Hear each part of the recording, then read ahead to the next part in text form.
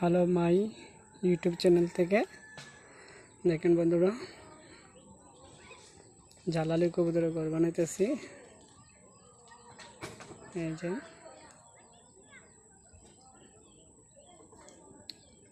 জালালি কবুতরের ঘর, আপনারা কমেন্ট করে বলবেন কেমন হলো, আর ঘরটা কেমন হলো বলবেন। যদি কোনো ভুল হয় তাহলে আমাকে বলবেন কিভাবে ঘরটা তৈরি করব। ছাদের উপরে জালালি কবুতরের ঘর বানিয়েছি।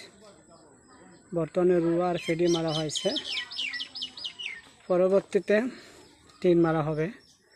যখন টিন মারা হবে তখন আপনাদেরকে দেখানো হবে।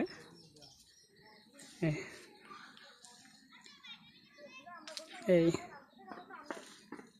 আজকে ছাদের উপরে ঘর বানালাম জালালি কবুতরের জন্য। এই দেখেন, আজ সকাল থেকে বিকাল পর্যন্ত এটার এই জালালি কবুতরের ঘর বানানো হলো। ঘরটা কেমন হলো আপনারা বলবেন কমেন্ট করে। পরবর্তীতে আপনাদেরকে দেখানো হবে যখন টিন লাগানো হবে। পরবর্তীতে আপনাদেরকে আবার দেখানো হবে। এখন এই পর্যন্তই, দেখেন এই